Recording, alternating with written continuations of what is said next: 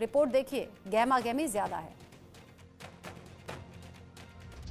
बिहार चुनाव में तहव्वुर राणा की एंट्री।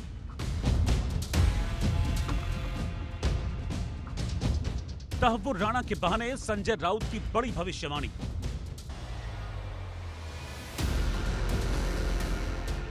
बिहार चुनाव के दौरान राणा को फांसी देगी सरकार। पूरा भरोसा है, ये राजनीति कर रहे हैं और बिहार चुनाव से पहले राणा को फांसी पर लटका देगी। तहव्वुर राणा भारत आया, क्रेडिट वाली सियासी माया। बिहार चुनाव, राणा की फांसी वाला दांव।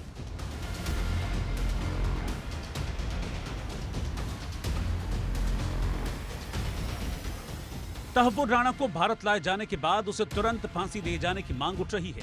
लोग जानना चाहते हैं कि आतंकी तहव्वुर राणा को आखिर कब फांसी के फंदे पर लटकाया जाएगा या फिर केस ही चलता रहेगा। इन सवालों के बीच शिवसेना यूबीटी के राज्यसभा सांसद संजय राउत ने तहव्वुर राणा को लेकर बड़ा दावा कर दिया।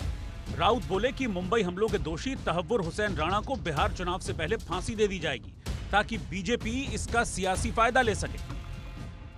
तो राणा को लाया है, अच्छी बात है, लेकिन अब राणा फेस्टिवल मत करिए।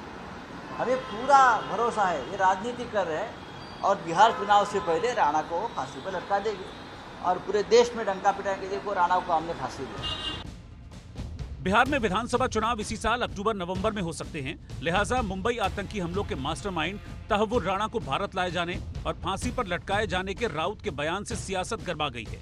देश के दुश्मन नंबर 1 में भी हिंदू मुस्लिम ढूंढा जा रहा है। इधर राउत के इस बयान को लेकर महाराष्ट्र के मुख्यमंत्री देवेंद्र फडणवीस ने निशाना साधा और राउत को मूर्ख करार दिया।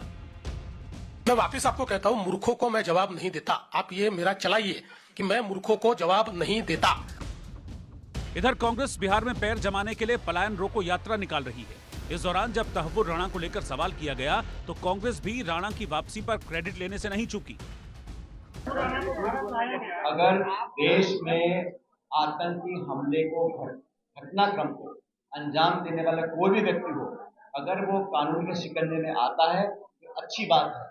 इसकी शुरुआत यूपीए सरकार में हुई थी, उसका अंत ये हुआ कि आज भारत आ गया, कानून अपना काम करेगा और जिसने इस घिनौनी हरकत को अंजाम दिया उसको कानून से सख्त सजा मिलनी चाहिए। सब पूरे देशवासियों को मांग।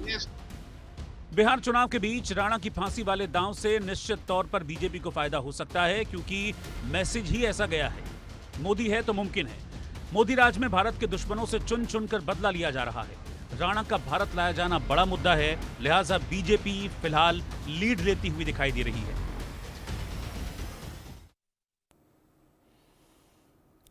तो क्या वाकई बिहार चुनाव से पहले फायदा लेने की कोशिश है? और अगर ये कोशिश है तो इस पर विपक्ष विरोध क्यों कर रहा है? सब अपने अपने फायदे के बारे में सोचते हैं।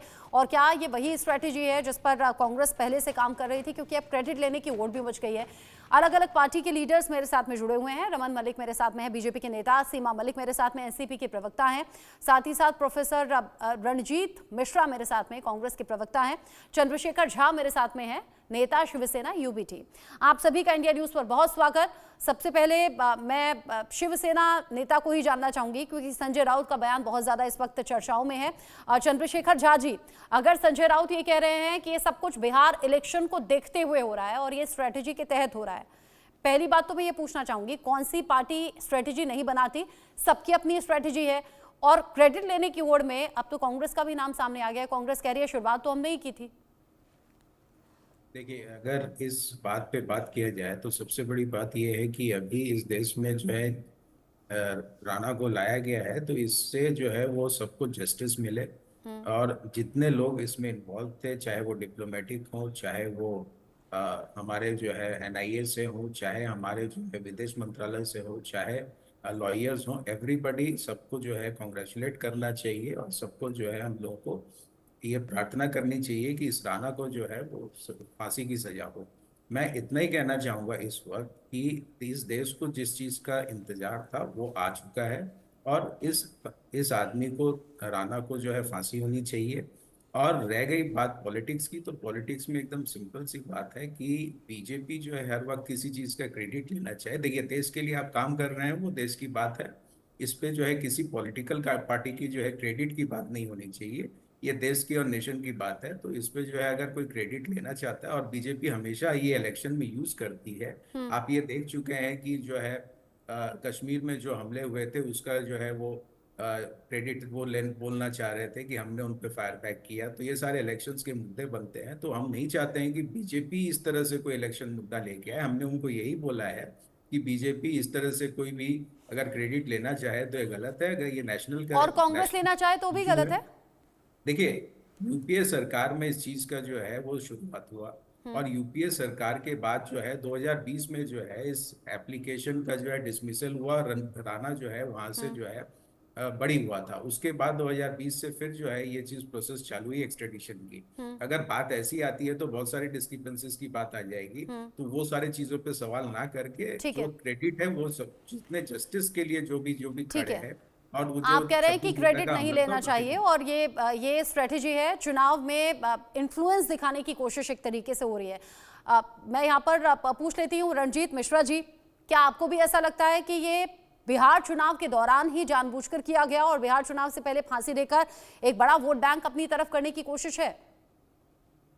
देखिए, मुझे लगता है कि ये बहुत ही संवेदनशील मुद्दा है और इसमें कई लोगों की जान गई थी, कई लोग हताहत हुए थे और देश के वीर जांबाज सिपाही भी इसमें शहीद हुए। मुझे लगता है इस पर राजनीति नहीं होनी चाहिए। तहव्वुर राणा एक आतंकवादी है, उसको अगर लाया गया है तो उसको फांसी की सजा मिलनी चाहिए। और जब डिप्लोमेटिक तरीके से काम होता है तो उसमें ऐसा नहीं है कि कोई एक सरकार काम करती है। ये आपको ध्यान होगा कि 2009 में इसके खिलाफ एनआईए ने केस दर्ज किया था। 2009 में ही शिकागो से इस व्यक्ति को गिरफ्तार किया गया था और 9 से 13 तक लगभग कानूनी प्रक्रिया पूरी कर ली गई थी।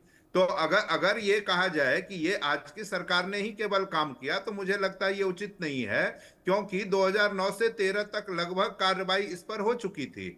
उसके बाद अदालत में मामला था और जब उसका निर्णय आया उसके बाद उनका प्रत्यर्पण हुआ है। तो ये तो भारतवर्ष के लिए अच्छी खबर है कि इस तरह का जो भी आतंकी हमला करने वाला शख्सियत है वो भारत आया है और उसे सजा मिलनी चाहिए।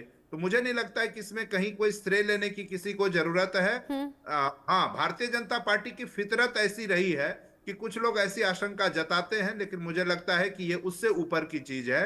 और ये जिस तरह की आतंकी घटना हुई थी वो आज भी दिल दहला देने वाली है और मुझे लगता है इस पर किसी तरह की दहलाने वाली तो है, इसमें कोई दो राय नहीं है। लेकिन तहव्वुर राणा का भारत लाया जाना ये तो अपने आप में संतुष्टि वाली बात होनी चाहिए थी। और अगर उसके खिलाफ किसी भी तरह की कार्रवाई अब होती है, क्योंकि बेगुनाहों की मौत का सीधे तौर पर दोषी है तहव्वुर राणा, तो इसमें खुशी होनी चाहिए। इस पर राजनीति क्यों?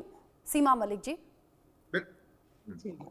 देखिए, मैं जैसा कि मेरे पहले जो लोग भी बोले हैं उनका सबका यही विचार है कि कहना कि मतलब राजनीति नहीं होनी चाहिए इस सब्जेक्ट पे, तो हर आदमी मानेगा। और देखिए 16 साल की लड़ाई के बाद आज अगर उसको पकड़ा गया है तो मेरे ख्याल से सबके लिए खुशी की बात है और हम सभी चाहेंगे कि एक मतलब सख्त से सख्त सजा उसके लिए होनी चाहिए। और देखिए, चाहे हमारा जितना भी वैचारिक मतभेद हो हमारा बीजेपी के साथ या किसी के भी साथ भी, तो फिर भी अगर जब टेररिज्म की बात होती है, अगर एक ऐसे आतंकवादी के बारे में बात होती है, तो कोई दो राय नहीं है इसमें कि उसके खिलाफ मतलब एक्शन